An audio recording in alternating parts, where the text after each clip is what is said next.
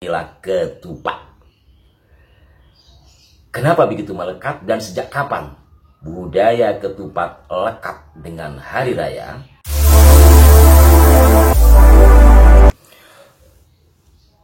Allahu Akbar, Allahu Akbar, Allahu Akbar. La ilaha illallah, wallahu akbar. Allahu Akbar, walillahil hamd. Assalamualaikum warahmatullahi wabarakatuh. Salam sejahtera, rahayu kepada semua pecinta kanal Jimatul Luhur atau kepada sahabat para jim dimanapun Anda berada. Masih dalam suasana Idul Fitri 1442, saya atas nama seluruh kerabat kerja kanal Jimatul Luhur mengucapkan ja'alallahu wa iyyakum minal aidin wal faizin, kullu amin wa antum bi khair. Mohon maaf lahir dan batin. Sahabat para jim, mungkin sebagian besar dari Anda sekalian sama dengan saya. Sudah 2 kali lebaran tidak mudik. Tidak apa-apa kan? Yang penting kita sehat, selamat, dan mudah-mudahan tetap selalu dalam lindungan Allah Subhanahu wa Ta'ala. Tidak kekurangan apapun. Nah, dalam suasana lebaran ini ada hal yang ingin saya sampaikan terkait dengan budaya Nusantara yang mengakar sampai hari ini. Dan tentunya para jim juga sudah merasakannya. Apa itu? Ketupat. Ada apa dengan ketupat? Inilah yang akan saya sampaikan kepada para jim sekalian. Karena budaya ketupat begitu melekat di masyarakat Nusantara dalam merayakan hari raya. Seperti apa dan bagaimana? Nah, inilah yang sekali lagi akan saya urai. Rasanya kurang lengkap para jim kalau tidak diberikan contoh. Inilah ketupat. Tentu semua sudah familiar ya. Inilah ketupat. Kenapa begitu melekat dan sejak kapan budaya ketupat lekat dengan hari raya? Seorang sejarawan asal Belanda bernama Hermanus Johannes de Graaf atau yang lebih dikenal dengan sebutan Haji de Graaf, dalam bukunya dia menulis bahwa budaya ketupat sudah dikenal sejak masa abad 15 yang silam. Dalam buku de Graaf yang berjudul Malay Annual of Semarang and Cirebon, dituturkan bahwa pada pemerintahan Raden Fatah Demak, yakni di masa abad 15 silam, Kanjeng Sunan Kalijaga yang memang dikenal sebagai seorang anggota Wali Songo yang lekat dengan budaya, termasuk diantaranya budaya keris ya. Kapan waktu kita sudah membahas dengan Ki Cokro, keris Sunan Kalijaga atau yang identik dengan Sunan Kalijaga, yaitu keris berdapur Kiai Carubuk dan Kiai Sengkelak. Nah, Sunan yang juga seorang budayawan ini, seorang mubaligh, dai, budayawan, negarawan, sastrawan, menggunakan ketupat sebagai simbol kesakralan pada hari raya. Jadi nggak main-main, bukannya sekedar makanan. Di situ juga ada filosofinya. Lantas kalau kita kenal Sunan Kalijaga itu ada di Pulau Jawa, kok ketupat bisa kemana-mana, sampai ke Sumatera, Sulawesi, dan kemana-mana? Ya karena ternyata sebaran dakwah yang dilakukan oleh Sunan Kalijaga, berikut juga penerusnya, melebar kemana-mana, sehingga budaya yang berkaitan dengan tradisi keislaman juga dibawa, termasuk budaya ketupat pada hari lebaran. Ini catatan penting dari seorang sejarawan Belanda, yang mana buku-buku dari de Graaf ini dijadikan rujukan oleh sejarawan-sejarawan yang lain. Walaupun ada sejarawan lain yang mengatakan budaya ketupat sudah dikenal sebelum Islam masuk, Ada yang mengatakan di masa Hindu yang dikaitkan dengan Dewesi. Juga ada yang mengatakan sudah ada pada masa sebelum Hindu masuk malah, yaitu di masa-masa Kapitayan yang oleh Belanda disebut animisme atau dinamisme. Ya mungkin saja. Wallahu a'lam mana yang duluan, karena memang dari budaya ketupat ini di sisi lain, ya, di luar konteks Lebaran juga bisa dilihat bahwa sejak masa lalu Indonesia itu subur sehingga banyak tanaman-tanaman kelapa yang menghasilkan daun berupa janur yang menjadi bungkus kelapa dan isinya adalah beras yang kemudian direbus. Itu artinya tanah Nusantara subur yang menghasilkan beras berlimpah-limpah. Kembali lagi kepada persoalan ketupat sebagai simbol hari raya. Sobat perajin sekalian, saya ulangi lagi, di graf menjelaskan atau juga mungkin lebih pada memperkirakan kenapa memilih janur yang warnanya kuning. Menurut dia itu untuk membedakan warna hijau yang identik dengan Timur Tengah dan warna merah yang berasal atau identik dengan Asia Timur, sehingga dipilihlah janur berwarna kuning. Di sisi lain secara filosofi banyak sekali mungkin di medsos itu bertebaran, lebaran, leburan, apalah gitu ya. Tapi saya tidak menemukan data yang pas ya, tidak. Karena ketika bicara sejarah tentu saya harus berbicara data. Gitu. Hanya saja dalam kisah tutur yang beredar di masyarakat Jawa, penggunaan ketupat juga memiliki simbol nasi atau beras yang direbus tadi menjadi nasi, itu disimbolkan nafsu. Kemudian anyaman daun kelapa atau janur tadi, dari kata janur ini mengandung singkatan Sejatining Nur. Jadi janur Sejatining Nur. Ada yang mengartikan janur, saya lebih memilih kata Sejatining Nur.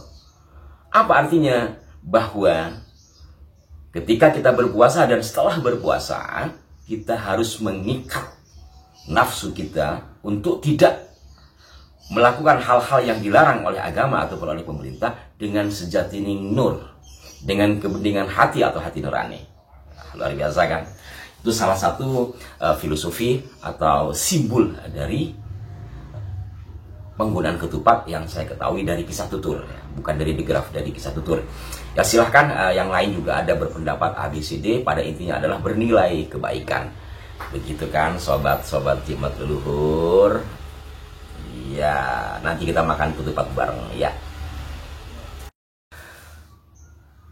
Nah, sobat perajin, itu budaya ketupat secara historikal waktu ya. Menurut digraf sejarawan Belanda. Lalu menurut sejarawan NU almarhum Kiai Haji Agus Sunyoto, dalam artikelnya beliau menjelaskan bahwa ketupat itu sebenarnya, artinya hidangan ketupat itu benar diprakarsai atau diperkenalkan oleh Sunan Kalijogo, tetapi ada kekhususan. Artinya bukan pada masa tanggal 1 atau sebelum lebaran kita sudah mempersiapkan ketupat, tetapi memang ada hari raya tersendiri pada tanggal 7 Syawal yang disebut lebaran ketupat. Bagi para jim yang tinggal di sekitar Jakarta mungkin itu agak aneh ya, mungkin kurang memahami, tapi kami yang di Jawa Timur itu sudah biasa. Lebaran ketupat artinya setelah ketika tanggal 1 Syawal kan lebaran Idul Fitri. Tanggal 2-nya kita mulai puasa. Sampai nanti ke-7, dan ke-7 itu nanti atau setelah 1 minggu ada hari raya lagi namanya lebaran ketupat. Lah, Sunan Kalijaga menurut Kiai Agus Sunyoto memang memperkenalkan 2 hal. Satu, tentang sunnahnya atau keutamaan puasa sunnah Syawal, kemudian diakhiri dengan lebaran ketupat.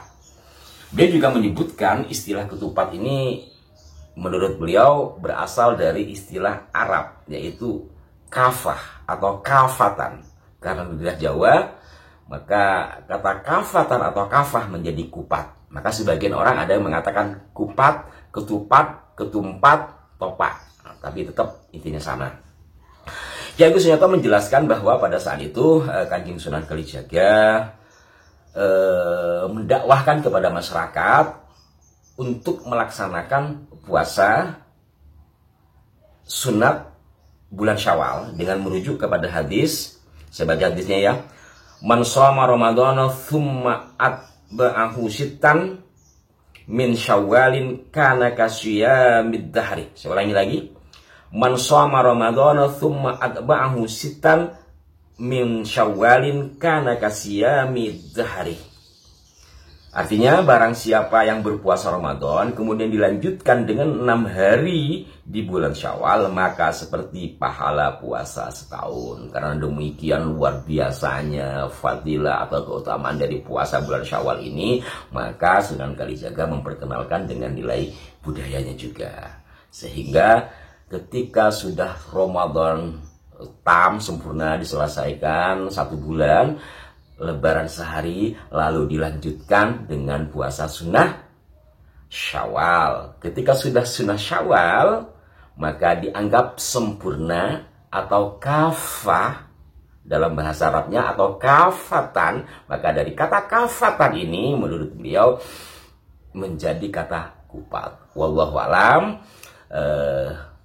kebenarannya seperti apa, tapi tentu sebagai seorang sejarawan beliau telah melakukan penelitian.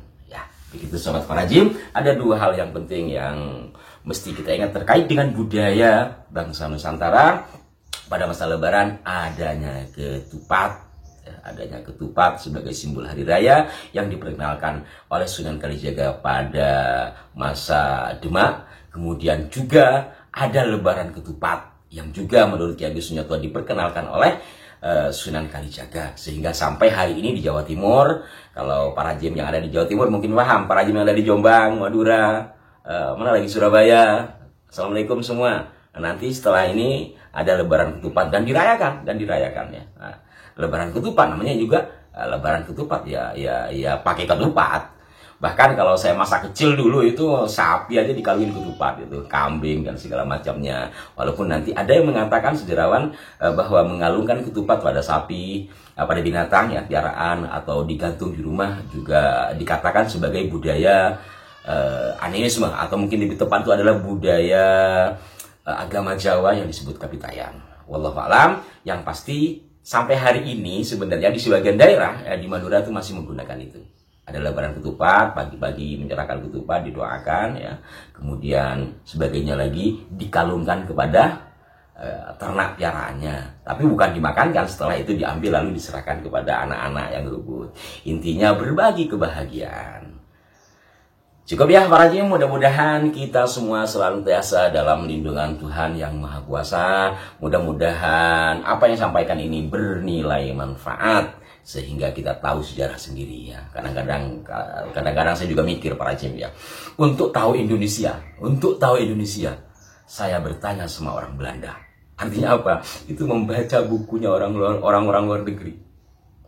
Makanya jangan sampailah kebelakangan sejarah Indonesia malah ditulis oleh orang luar, dan kita kemudian mencari budaya itu ke orang luar.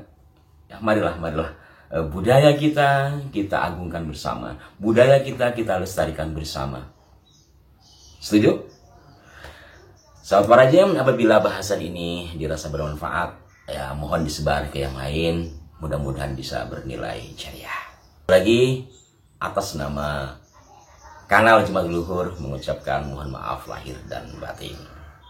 Sampai jumpa. Saksikan terus kanal Jimat Leluhur yang top markotop. Sobat Perajim, di penghujung saya menemui Anda di suasana Lebaran ini. Mohon keikhlasan Anda sekalian untuk mengirimkan hadiah Fatihah kepada 2 sejarawan kita. Yang pertama kepada Bapak Ki Haji Agus Sunyarto, di mana beliau wafat di awal-awal Ramadan. Kemudian yang kedua adalah Bapak Raden Ahmad Rafan Safari Hashim M.Hum, atau yang lebih dikenal dengan sebutan Kang Opan, sejarawan dan ahli filologi Cirebon, di mana beliau wafat pas Idul Fitri tahun ini. Mudah-mudahan beliau berdua diterangkan alam kuburnya, diterima amal baiknya, dan karya-karyanya terus dibaca sehingga menjadi amal jariah bagi beliau berdua. Al-Fatihah. A'udzubillahi minasyaitonir rajim. Bismillahirrahmanirrahim. Ihdinas siratal mustaqim.